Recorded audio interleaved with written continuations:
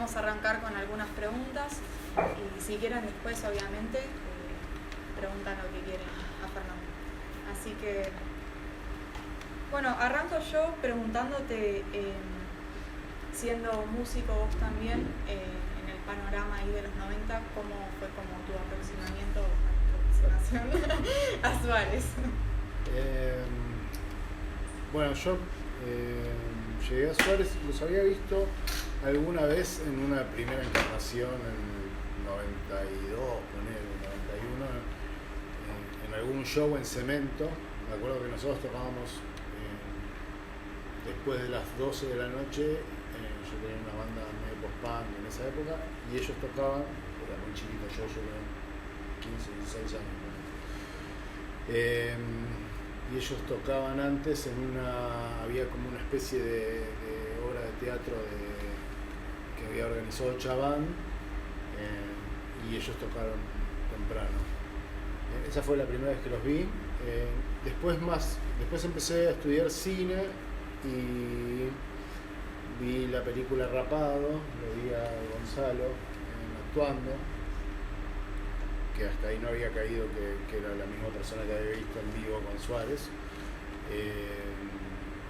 Y yo estaba por hacer un corto en mi primer año de la escuela de cine y lo contacto a través de la novia de ese momento, que era Cecilia, que está en la película. Y se copa y empezamos a practicar y ensayar un poco el corto, que era una adaptación de un cuento de Carver que se llamaba ¿cómo era? Visor se llamaba el cuento. El nombre del corto se llamaba diferente porque era una adaptación y no tenía mucho que ver específicamente, solamente era como el centro de la historia. Bueno, y ahí me dice, le digo, ¿cómo estás? ¿Qué estás haciendo? Y estoy tocando con Suárez, estamos por sacar el primer disco, que se llama Hora de No Ver. Le digo, qué bueno, ¿y cuándo sale el disco? Y ya la semana que viene me lo traen, que está ahí cuando le llenan los tubos con discos. Le digo, bueno, traen una copia. Y le compré una copia del disco y me volví fan, mal. Cuando escuché Hora de No Ver. Y ahí empecé a verlo seguido, ir a verlo seguido. Más allá de haber compartido con Gonzalo esa filmación, empecé a ir a verlos cada vez que podía en Capital y los iba a ver siempre. Bueno, después ahí fue cuestión de fanatismo, nada más, y conocer mucha gente. Tengo amigos todavía de esa época, toqué con gente que íbamos a ver a Suárez. Se armaron muchas cosas, y esto es más o menos un poco de devolver eso que había recibido yo, ¿no? ¿Y por algo en particular te llamó la atención Gonzalo para actuar en tu corto? El personaje que yo necesitaba era bastante parecido al personaje que él hace en Rapado, que es, en realidad en Rapado hace un cameo, pero el physique du rol daba perfecto para lo que yo necesitaba, y por eso lo convoqué. Y se copó y nada. En esa época estaban algo que se nota en la película es que estaban experimentando con cualquier cosa, o sea, hacer ruido, hacer arte, pintura, teatro, estar todo, y me parece que eso fue como, me dijo que sí, porque estaban probando todo, ¿no? Claro, quizás hoy en día nos llega más solamente la historia como más de Rosario y de... Claro, sí, no, pero todos, fíjate que Gonzalo tiene como su parte de sonido y de científico loco ahí con las grabaciones, mucho del sonido. Yo creo que Suárez es una banda de las personas que estaban, las 5 personas que estaban en los 2 primeros discos y las 4 que estaban después, como que el sonido es parte de esas personas. O sea, Rosario solista no sonó nunca como Suárez, nunca volvió a sonar como Suárez, y cuando te das cuenta, cuando volvieron, que uno decía, era esto, ¿no? Claro, esto era Suárez. O sea, como que Rosario es una parte muy importante, también en la película te das cuenta que hay temas que son de Fabio, que él le enseña cómo es la melodía, que no sabía cómo meterla, y Fabio le explica. Hay muchos temas de Marcelo también, hay temas que son compuestos entre Marcelo y Rosario, muchos temas que uno piensa que son de Rosario. Claro. Ya tenía mucha preponderancia en la pluma. La pluma, claro, sí, vos escuchás, no sé, te puedo citar cualquier letra de Morirían o Falso Ladrido, la parte de Falso Ladrido que es ella sola con las dos tomas superpuestas, esa letra es increíble. Y en ese momento, ¿cómo fue el nacimiento de Suárez a nivel escena, a nivel... Sí, era una banda como muy orgánica. Lo que pasa es que tenía muchas patas en otros artes, como Rosario venía del teatro, y bueno, también había muchas menos bandas que ahora. Entonces había una cosa que, no sé, si yo como espectador, ¿no? Si tenía alguna cosa que se pareciera a algo que me gustara de afuera, tipo Sonic Youth o no sé, escuchábamos mucho los Pixies, también Nirvana. Entonces había como, íbamos a ver a Los Brujos, o íbamos a ver a Suárez, o íbamos a ver a DDT, a Los Demonios, al Otro Yo también, en esa época. Eran como 4 o 5 bandas, los Babasónicos también estaban empezando en ese momento, era todo como... Claro, el auge de la movida sónica. Claro, exactamente.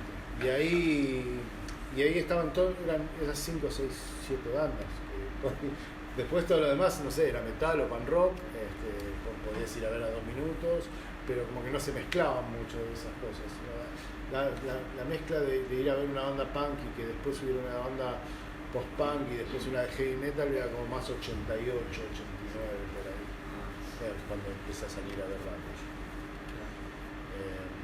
Y después de Suárez empiezan ahí, empiezan los Victoria Abril en el 95, y ahí como que ya se empieza a expandir un poco Paoletti.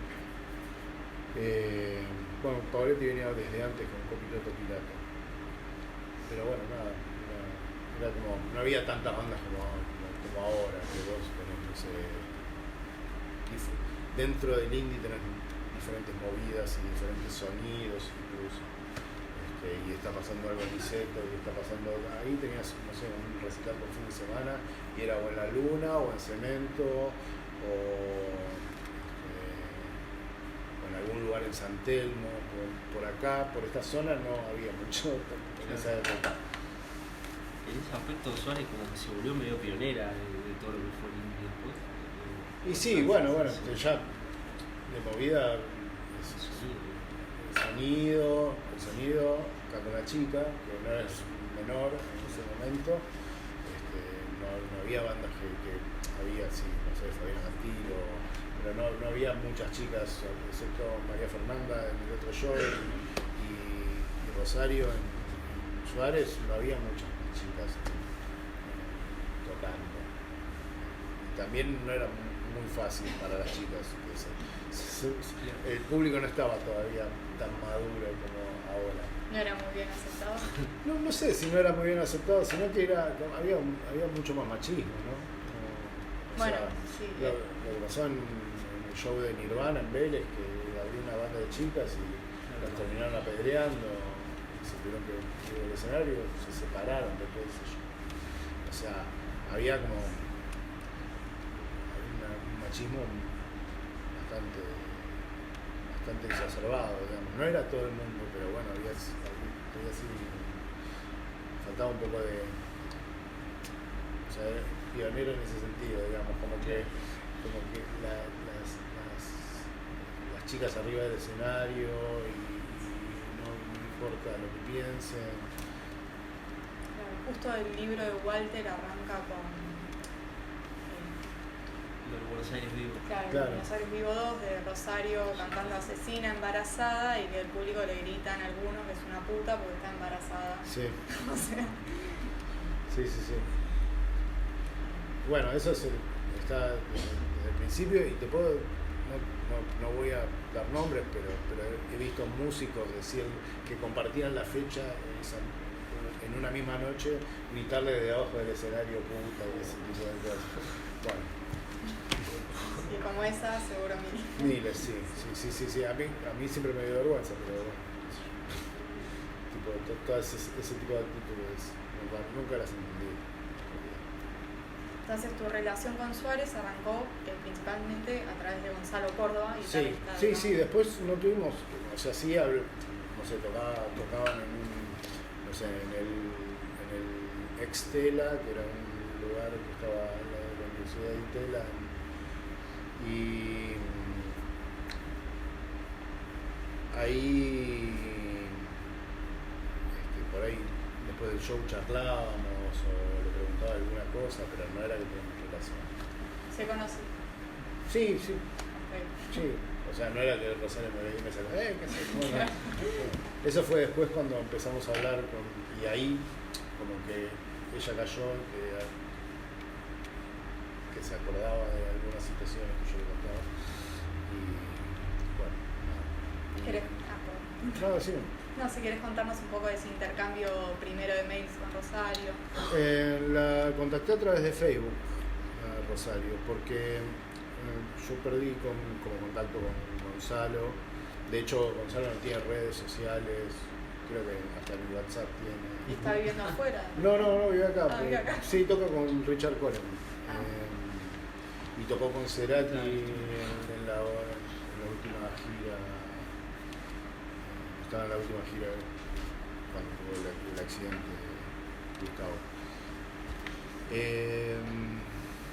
Bueno, nada, le escribí y pasaron como 10 días y no tenía respuesta. Yo le dije, como siempre, el no ya lo tenés, ¿viste? Y le pasé un documento, un Word, que no era ni un guión, nada, era una especie de escaleta de lo que yo me imaginaba que podía ser un documental de Suárez. ¿Y tenía algo que ver con lo que quedó? No, nada. Nada que ver. Nada que ver. No, era un documental más documental más normal, pero porque tampoco sabía que estaba explicado eso. Bueno, depende del material que podamos conseguir, va a ser de esta manera o más así o más así. Inicialmente siempre era la idea todo material de archivo. No, porque no sabía que había. Entonces, claro, eso le cae a ella justo. Claro, yo tenía una idea de hacer un documental sobre Suárez. Yo veía que, por ejemplo, 2010, entrabas en internet y no estaba Suárez, no veías nada, había una notita de página 12. Y dije, esta banda era la mejor banda del mundo en el 90, no hay nada. Y ahí empecé, dije, y aparte yo tenía la necesidad, venía trabajando hacía 10 años de empleado en una productora como editor, y en esos 10 años había hecho muy poquito audiovisual para mí, bastantes videoclips de bandas que me gustaban, pero no había hecho un largo. Y dije, bueno, quiero hacer esto. ¿Qué banda? A ver, ¿qué bandas me gustaban? A mí podría hacer un documental sobre Peligroso Gorriones, sobre Suárez, pero para mí tiene que ser Suárez. Entonces ahí le escribí a Rosario. Yo todas las veces que había hablado con ella sabía que era una persona normal, que no estaba arriba de un caballo. Entonces que era una persona con la que se podía conversar, y que estaba abierta a cualquier tipo de posibilidades. Bueno, estuvo 2 semanas sin contestarme, pero después me comentó que cuando vio eso se quedó helada porque ese mismo día que yo le escribí había recibido unos 20 DVDs de VHS que había mandado a ripear. Dijo, esto es magia negra, es el destino. Dijo, y me respondió así como re tímida, ¿no? Bueno, le digo, juntémonos y hablemos. Bueno, y ahí me contó, cuando nos juntábamos, empezamos a charlar en la casa, y me dijo, bueno, mira, yo tengo esto, son 20 DVDs de 2 horas cada uno, de todo material que filmamos entre el 92 al 95. Le digo, bueno, vamos a verlo.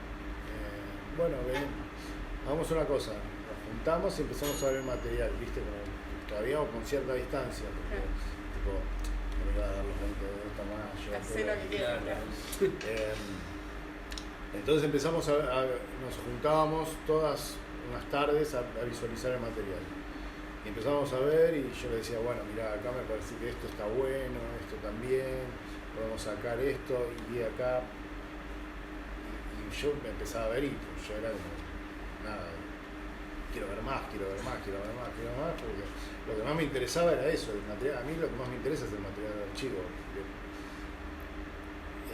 Y en un momento le dije, mirá, para mí con esto la película tiene que ser esto, no tiene que ser ni vos ahora hablando, ni el chango de él mató diciendo qué le parecía a Suárez en los 90, ni la hermana de la prima de alguien llorando porque alguien que se murió, ni nada por el estilo. Tiene que ser esto, tiene que ser como un VHS que te encontrás tirado en la basura, lo pones y sale esto, con todos sus errores, con todos sus defectos. Aparte, la mayoría del tiempo se están filmando ellos y si no, es un camarógrafo que es algún amigo de ellos que tiene un nivel de porro encima que por eso está todo como movido y por ahí el que está filmando te das cuenta que se cuelga con la tela de la camisa y se queda 2 minutos ahí. No es material para Porrini, no sé si vieron el recorte ese que hablaba de los 5 minutos de plano de secuencia de Godard. Y dijimos, bueno, tiene que ser esto. Bueno, ahí me dio los tapes y yo estuve como 6 meses armando secuencias. Iba armando secuencias por separado, a veces primero busqué todos los temas todas las partes en vivo que me gustaron más las versiones. Y después fui armando secuencias y después fui viendo cómo lo mezclaba eso. Tenía como un instinto así de cuando me empezaba a aburrir, cortaba y pasaba a otra escena. Esa era la forma de dividir las escenas. Cuando empezaba a ver y era una toma de 3 minutos y en un momento ya se tornaba, era 20 segundos antes cortar, en algún momento que estuviera bueno y que se entendiera por qué iba el corte ahí. Esa era como la metodología de cómo lo fui armando. En ese sentido, Rosario fue quien más estuvo como involucrado, podríamos decir, en el proceso creativo. Sí, fue Rosario igual de todas maneras en esas sesiones que estuvimos charlando y todo eso, como sentamos las bases, esto sí, esto no, digamos, en un momento pregunté, ponemos los nombres de los lugares, me dice, no, son lugares para tocar, no son importantes, o sea, no, digo, por ahí querés poner cemento, tal año. No es importante. Lo importante es la música, no los lugares para tocar. Los lugares para tocar son lugares para tocar. ¿Y esto en qué año fue? ¿Qué cosa? El primer contacto con... 2011. Ah, bueno, varios años. Sí, más o menos, en realidad fines de 2011, principio de 2012, y fuimos haciendo, no sé, en el lapso de 2 años, entre mirar y recopilar y terminar de armar todo. Porque bueno, yo trabajaba en la productora, también hacía aparte videoclips y a la vez estaba haciendo esto que me quedaba por ahí no sé, un día llegaba a casa a 8:30 de la noche, cenaba y me quedaba desde las 10 de la noche hasta las 4 de la mañana, 1 o 2 veces por semana, 3 veces a veces, y cuando estaba embalado me quedaba toda la semana durmiendo 3 horas para terminarlo. En ese sentido, la segunda parte del documental fue como más rápido, el armado, digo, ya teniendo en cuenta las bases como más asentadas.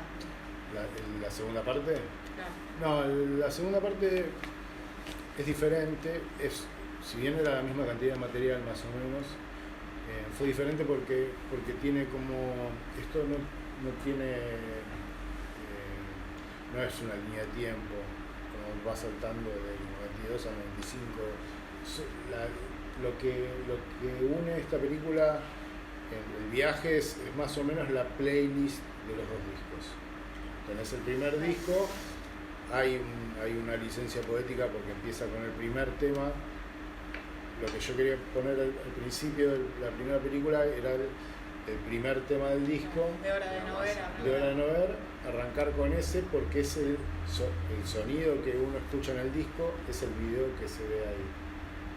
O sea, que el audio que vos escuchaste, la primera vez que lo vas, no sé, si lo ves hoy, es 30 años después, ves lo que escuchaste toda tu vida en el disco por primera vez en pantalla. Claro, sacaron el audio de cámara y pusieron literalmente eso en el disco. Cuando yo encontré eso dije, esto es una llave. Claro, es eso. Y bueno, me pareció también es una buena manera de como sentar las bases del documental. Tiene una toma que dura 6 minutos, cámara fija, que no se ve nada. Dije, si te bancás esto, te vas a bancar el resto de la película. Hay algo entre los 2 documentales que leía por ahí, que el primero es como que se ve que son como ellos, que están todos como muy cerca, muy juntos, Sí. como esas cosas, y el segundo es como ya como un actor más, como que hay más espacio entre ellos, entre su música. Puede ser, lo que yo veo, no lo había notado eso. Lo que sí hay es una diferencia, que es, esta película son ellos filmándose, y en la otra película es Pablo, que es el hermano de Gonzalo, filmando toda la gira. O sea, como que hay un agente externo que pones. Acá es como cuando lo que vos ves en los shows es lo que filma una persona X, pero cuando están en la sala de ensayo son ellos filmándose. Cuando están Fabio apuntándose la cámara, que es la precuela de la selfie, digamos, de filmarse y hablar a cámara, es como un hallazgo eso, de Fabio, porque aparte yo pensaba que era un tipo re tímido y no era para nada tímido. La segunda tiene eso de que es una persona externa a la banda que está filmándolos todo el tiempo. Entonces y aparte es una película de gira, por eso también tiene como es como más lineal temporalmente, es como más desde acá y termina acá. De hecho, creo que empieza con la gira en España y termina en el último show que dieron acá, cuando está lo de Walter, el festival ese Buen Día, que ella estaba embarazada, y los shows del Podestá, que también fueron los últimos. Que casualmente Pablo, con Pablo sí tenía mucha relación, porque él era espectador y era el hermano de Gonzalo, y yo lo conocía de los shows y hablábamos siempre. Y en el último show que hicieron en el Podestá me dijo, acordate de este show, me dice, puede ser el último. Y cuando se lo conté a Rosario me dijo, yo no sabía que era así. Yo pensé que iba a tener a Nina y que unos meses después nos íbamos a juntar, pero parece que Gonzalo ya estaba decidido. Gonzalo también en la reunión que hay producto de la peli, sí, como que termina diciendo, ¿no? que como que no quería seguir con la banda. No, claro, bueno, yo creo, no sé, son todas teorías, ¿no? No, claro. No, yo creo que Rosario ya sabía cuál era su destino y medio como que quiso cerrar esa historia y hacer todo lo posible por hacer. O sea, le hubiera gustado que hubiera seguido Gonzalo y hacer un disco. ese momento, yo me imagino que Gonzalo no sabría, como yo tampoco sabía, como nadie sabía, por ahí su círculo más íntimo. De hecho, éramos vecinos en ese momento, yo vivía 3 pisos más arriba que yo, y yo no sabía lo que estaba pasando.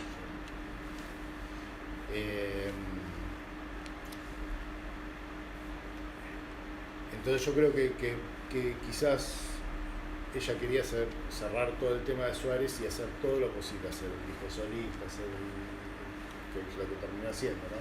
Hacer todas las películas que pudiera, hacer todo lo que en esos últimos años, hacer como enfocarse en producir. Bueno, y yo creo que Gonzalo no sabía y por eso siguieron con Gusti Matón. Que la idea era hacer un disco y terminaron grabando 4 o 5 temas, 4 temas, que es como el cierre de Suárez. En ese sentido, ¿cómo ves, como ahora en retrospectiva, la influencia como de Suárez hoy en día? También, estando ahora también la música de Nina Suárez, Sí. Las películas de Rejman que siguen muy presentes. Yo creo que siempre van a ser como una influencia. Igual medio como que se va diluyendo, no se va diluyendo, sino como que hay una generación, me parece, que todavía necesita como conocer un poco más de música. Yo tengo la teoría de que ahora con el tema de los streamings y con YouTube y con Spotify, que no te deja tus contenidos, no te deja usar música, como que es más difícil que la música llegue a la gente, porque antes uno tenía un programa de, no sé, política, y entre medio, entre una charla y otra, había un tema, una canción, o uno ponía rock and pop y hablaban media hora boludeces, y de pronto aparecía una canción y vos decías, ¿esto qué es? Me lo noto, voy a comprar el disco.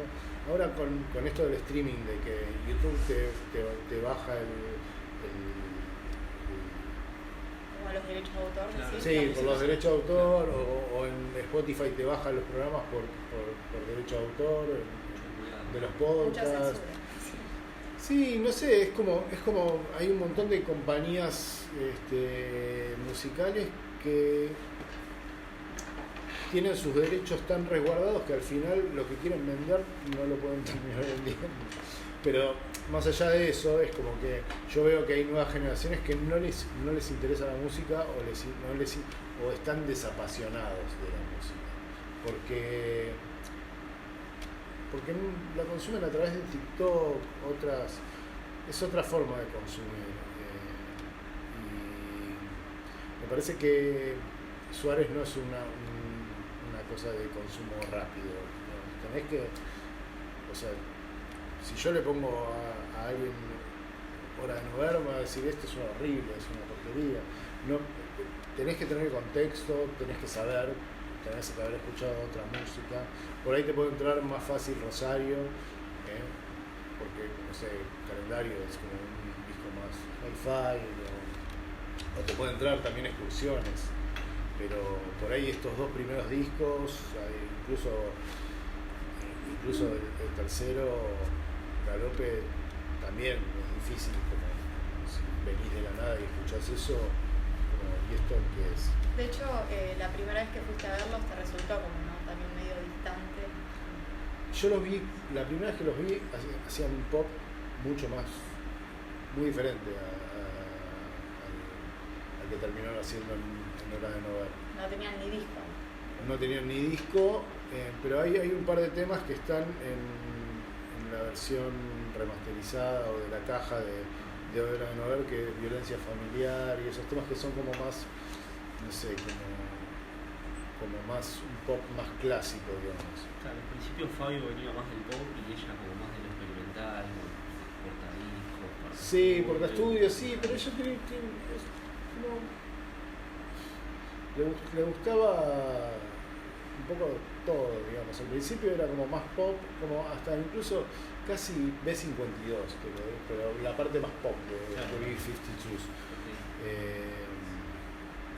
Y después como apareció toda esta cosa de Nirvana, el grunge, y ahí como que descubrieron a Sonic Youth, y bueno, y Velvet Underground también a la vez, Stereolab, lo que se escuchaba en esa época era eso, Stereolab, Mercury Rev, Sonic Youth, todas esas cosas que influenciaron mucho, pero también tienen una cosa de como que no es que yo les noto algo muy de rock nacional, como el rock nacional de los 60s y de los 70s, y como que no tiene ese filtro de decir no, esto como los Babasónicos, que era todo lo anterior borrón y cuenta nueva. Claro. Y con Suárez no, como que escuchás ahí cosas medio sui generis o de Charly García, como hay como detalles, ¿no? Vocales, inflexiones, fraseos. Venían de esa formación, claro.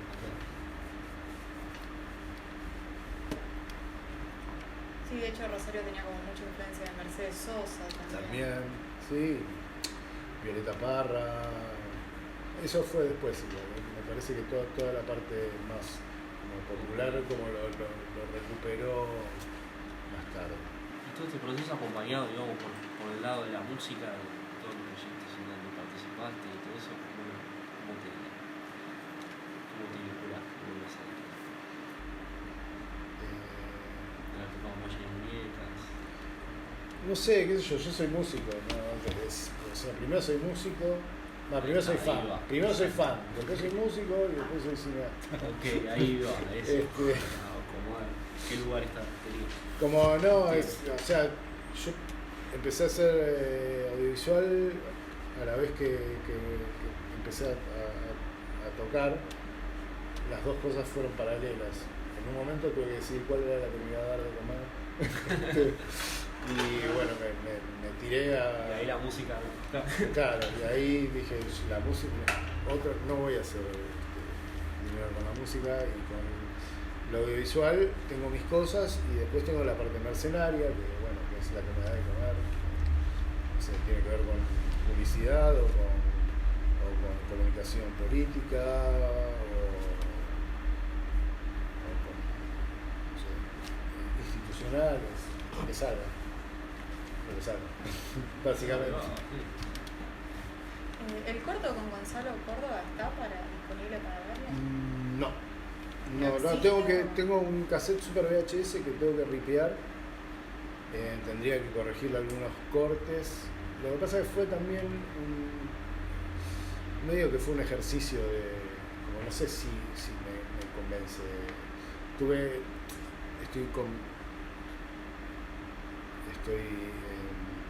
como muy satisfecho con lo que hizo Gonzalo, pero no estoy muy satisfecho con lo que hizo el otro actor, entonces...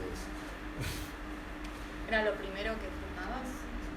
Sí, como lo primero de ficción que filmaba. O sea, sí había hecho otras cosas antes, pero no en la escuela de cine, por mi cuenta, probando. La cámara, cuando tuve la cámara Super VHS, que es lo mismo que les pasó a ellos, empecé a filmar todo lo que podía. Y hacíamos películas, hacíamos animaciones cuadro a cuadro, inventábamos películas de terror también, estábamos en esa época medios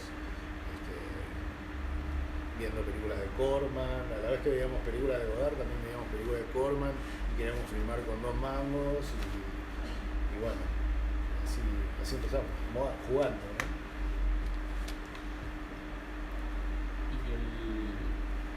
¿Cómo fue la reunión? ¿Para la peli tocaron en Mar del Plata? Sí, un día Pablo, que es el Pablo Conde, que no estaba como director del Festival de Mar del Plata, pero estaba dentro de las personas que eligieron las películas. Yo lo conozco a Pablo desde el 2000 más o menos. Le mandé la película, sabía que le iba a encantar. Y me dijo, mira, la película entró al festival, ya así como entró, te digo que va a tener va a tener un premio irreductible, ya los chicos ya hablaron, pero lo que queremos es que es ver si se juntan. Digo, ¿cómo? No, yo le digo, es imposible, imposible. Claro, ¿y hace cuántos años ya que no tocaba? No sé, el 90, se separaron en 2000. Y 15 años. Sí, ponele 15 años. Un montón, sí. Y le digo, no, es imposible, Pablo. No. Me dice, pero no lo podemos intentar. Le digo, mira, yo hago una cosa. Yo le aviso a Rosario que vos le vas a escribir por una cuestión del tema del Festival de Mar del Plata.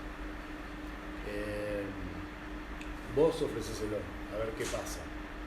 Yo no voy a hacer Yo no soy responsable. Yo no los voy a obligar o no les voy a decir, o sea, ya bastante hicieron, o sea, ya bastante hice la película y que tuve la posibilidad de hacer esto y me dieron toda la confianza para hacerla. Fíjate vos, manejalo vos. Rosario, te va a escribir Pablo, te va a llamar por teléfono por unas cuestiones del Festival de Mar del Plata. Bueno, está bien, perfecto. Y después me llama Pablo a los 15 minutos y me dice, che, ¿sabes que sí? Que te van a juntar. Buenísimo. Genial. Y bueno, nada, ahí en la segunda parte está el Festival de Mar del Plata, eso lo filmé yo y lo de Conex. ¿Y cómo fue vivir esos shows de Rosario? Y nada, yo estaba... Encima ella te lo agradece a vos. Sí. Por vos, esto no pasaba, claro. Nada, fue tremendo, qué sé yo estaba en una nube de pedo en ese Festival de Mar del Plata, tremendo. No caía, y aparte tampoco, no sé, no entendía bien qué estaba pasando hasta que empezaron a tocar y dije ahí, se me metió una piedra en el ojo y bueno, fue así todo el show. Estaba con la cámara así, me hacía el boludo y tocó. Nada, fue increíble, hermoso. Sobre todo, más allá de cómo se fue con el diario del hoy, para mí es algo que es como si fuera otra persona hablando.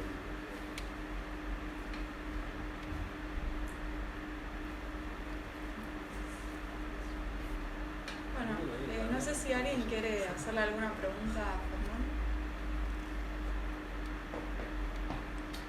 Lo que quieran, y si no, les cuento yo. Si alguien se anima ahí a romper el hielo. Igual hablamos un montón, ¿no? Dije hasta cosas que no debía decir.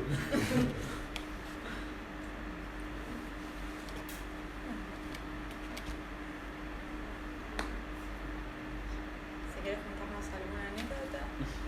¿Alguna anécdota?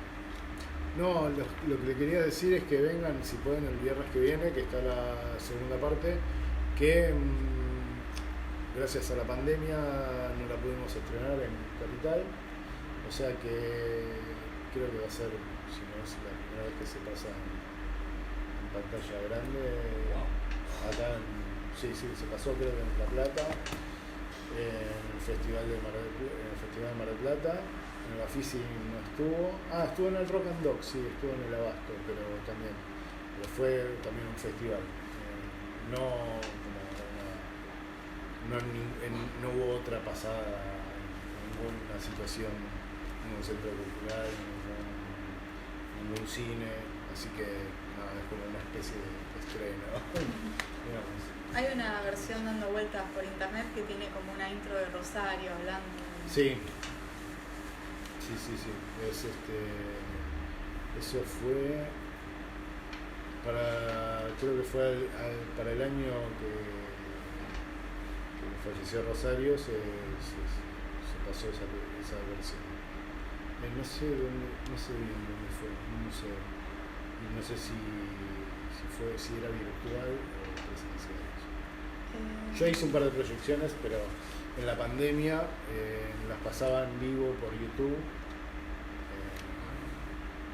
pasaba una película, otra película, no sé, cuando lo anunciaba un par de días antes que lo iba a pasar, viernes a la noche, en la época de la pandemia, y lo hacía en vivo con el chat ahí, iba contestando cosas que me iban preguntando. En eso lo hice varias veces durante la pandemia. Estuvo bueno. Estuvo bueno porque era como una película no puede ser, si no tenés nada que hacer, Suárez. Ustedes con, no sé si amigos o conocidos, tenían como una especie de grupo de gente como seguidora del cine y la música, se llamaba Acople, eso escuché. Sí, no, en realidad éramos un grupo de gente que había hecho documentales de cine y música. Estaba Topo Rayman, el de los Pericos, que hizo la del Stuff Free Pub. Estaba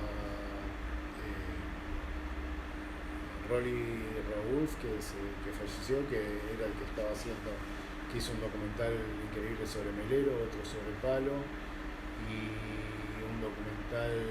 estaba haciendo el documental de Don Cornelio, y se murió. No sabía de ese traspaso que después hizo Ricky. Claro. Mismo. Claro, exactamente. La película se venía haciendo hacía 10 años más o menos. Un montón de tiempo. Sí, 10 años porque había ahí unos temas de derechos y no sé. Después, ¿quién estaba? Y había un par de personas más que hacíamos. De hecho, creo que salió en una nota, no sé si página de Acople. Todo a través de Gabriel Patrono de La Nave de los Sueños. Y la idea era generar. Sí, era como que después vino la pandemia y no generamos nada. Pero bueno, el logo quedó, estaba lindo. Es un buen nombre también. Sí, y era como juntar toda la gente que hacía documentales de rock y hacer algo. Como hacer fuerza para conseguir cosas. Que pase algo. Bueno, de hecho, este festival que nombrabas que fue en el Abasto, creo que hubo una sola edición. Sí, sí. Bueno, los que organizaron el Rock and Dog se fueron a vivir a España. También. Acá hay muchas. Ya lo sabemos, no voy a decir nada que no sepa. Pero hay mucha fuerza cultural como para hacer cosas. El problema es que cada vez nos vamos hundiendo cada vez más, ¿no? Como, culturalmente y económicamente. Entonces, qué sé yo estas películas las hice yo solo, no necesito de Inca, no recibo un peso, lo hice solamente por amor a la banda. Como que se pueden seguir haciendo cosas. Lo que pasa es que, digamos, tenés que tener así como un norte muy preciso como yo tenía, yo quería hacerlo y era llevarlo a cabo, no sé, no importa de qué manera. En un momento apareció una productora, me dijo, yo te presento la carpeta en Inca, bueno, hacelo, pero yo la película la sigo haciendo. No, o sea, no es que voy a esperarte a que... Y en un momento los derechos de las canciones los tiene la mitad Warner, porque ellos firmaron un contrato por adelanto de regalías para tener dinero para comprarse equipos o firmaron un contrato totalmente leonino que era el 50% de las regalías era para Warner y el 50% para ellos. Bueno, ¿qué hacemos? ¿Pedimos permiso? No, mira, la sacamos igual. Si Warner se queja o pasa algo, nos va a venir como publicidad a beneficio propio. No quieren que la pasemos, seamos punks y hagamos las cosas por prepotencia, por fuerza de prepotencia. Si no, no se hacen las cosas. Si estás esperando que esté el ideal, no haces nada. O lo haces en 15, 10 años. Sí. Y cuando la terminás por ahí no está tan bueno. en la edición pasada, Tomás, el chico justo que le está viviendo en Alemania, decía que acá las cosas se hacen a pesar de él. Allá como, bueno, en plata lo hago, en plata no lo hago. Claro. Como que esa explosión era como... Sí, nosotros estamos acostumbrados a hacer las cosas igual, no sé, no sé, si no, no estaría tomando hace tanto. O sea, hay gente que no, sé, no cubre la plata de la sala de ensayo y sigue tomando en Europa, en Estados Unidos. O sea, yo conozco mucha gente que era música, que carteaba y tenían como un plan así de 5 años, y esto no funciona de acá hasta acá, me voy a trabajar en la empresa de mi viejo, como ya tenían todo como súper estructurado, y acá es como caos, porque si no lo haces, digamos, es una mierda vivir si no haces otra cosa, digamos. Porque trabajás,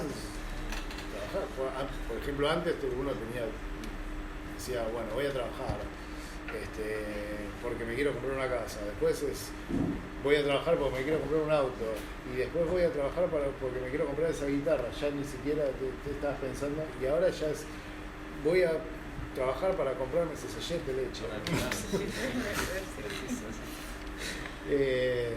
Entonces, si no haces otra cosa que te guste, no sé, es toda una cagada. Es una mierda. En ese sentido, toda la exploración desde el cine, el contacto que tenés como en la música, digamos, cómo encontrás tu núcleo ahí, en tus composiciones. No sé, qué sé yo voy haciendo cosas. Yo, como eso, siempre estoy haciendo. Yo tengo un amigo que se llama Patricio Larramevere, que es artista, que es pintor. Y él siempre me decía, hay que producir, hacer cosas, no importa, hay que hacer. Algo siempre va a quedar, siempre. Y entonces, y a veces uno se va chocando con situaciones. Por ejemplo, yo ahora estoy con una banda que es una mezcla, empecé con Diego Fosser, empezamos los dos. En realidad yo estaba buscando baterista para la banda que estaba haciendo en ese momento. Diego me dice, no, quiero hacer algo de cero. Bueno, mientras busco baterista, voy haciendo algo con voz de cero, a ver cuál de las dos terminó quedando. Y él dice, bueno, yo lo llamé para que toque la guitarra a Sebastián Kramer de Jaime Sin Tierra. Digo, buenísimo. ¿Y qué te dijo? Sí, vamos, claro, buenísimo, bueno. Bueno, nos juntamos los tres y yo digo, bueno, yo lo voy a llamar a Mariano, que tocaba en Valle de Muñecas conmigo. Y es como así, ¿viste? A veces tropezás con las cosas. No sé, hay veces que alguien te escribe y te cambia como esto, ¿no? Como empezás con una idea y las cosas se van desarrollando. Solamente me parece que hay que estar abierto a todas las situaciones, porque oportunidades no, pero situaciones aparecen. Oportunidades sí también, porque son oportunidades. Lo que pasa es que, bueno, por un lado está como lo artístico y después tenés que separar lo económico. Y en ese sentido, ¿cómo fue ya una cuota más personal que terminaste tocando con Valle de Muñecas? Pensé que seguías con la carrera en Menos que Cero. Yo hice el primer videoclip a Menos que Cero. Ahí me hice muy amigo de Mansa. Muy amigo, o sea, todos los fines de semana, toda la semana, ir a los mismos lugares. Todo a través del videoclip. Sí, y bueno, él después armó Valle de Muñecas. Yo toqué en una banda con el hermano de Mariano, de Mansa, con Lulo. Tocábamos una banda que se llamaba Playmobil, en el 2000 más o menos. Nos separamos en el 2003 y él empezó con Valle de Muñecas y yo empecé a hacer otra banda, y en un momento, en el 2008, el guitarrista de Valle de Muñecas, que era Leandro, que tocaba conmigo en Playmobil también,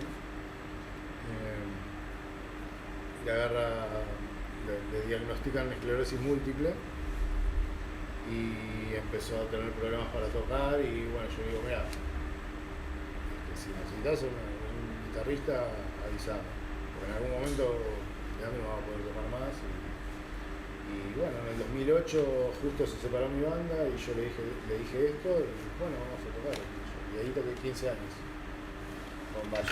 En realidad no nos separamos, solamente Massa quiso sacar su disco solista, yo empecé a armar esto, la pandemia en el medio. Claro. De hecho no pudimos, teníamos un último show para hacer antes de y bueno, justo cayó la pandemia. Entonces queda pendiente. Sí, sí. Bueno, para cerrar, el viernes que viene vamos a estar proyectando la segunda parte de la peli, como dijo hace un ratito Fernando. Va a venir Walter Lescano, quien escribió un libro sobre Rosario y Suárez, que por ahí anda. No lo puedo comprar. Este libro que está buenísimo. Y Pero bueno, seguramente el viernes trae copias. así que nada, espero. Bueno, Walter es un. Creo que la primera nota paga que hizo fue a mí en el Festival de Mar del Plata. Lo vi en entrevista, Sí. sí, está lleno de esa anécdota. Gracias. Que por eso escribió este libro. Claro. Gracias a su Matías. Recientemente lo vimos leer poesía y es un rockstar total. Sí, total. Así que, Sí. bueno, esperamos Salió verlo. el arco. Cómo salió el cohete disparado. Así que eso, bueno, un aplauso a Fernando, muchas gracias por venir. Digamos por finalizado el evento. Si quieren pueden igual tomar algo y demás.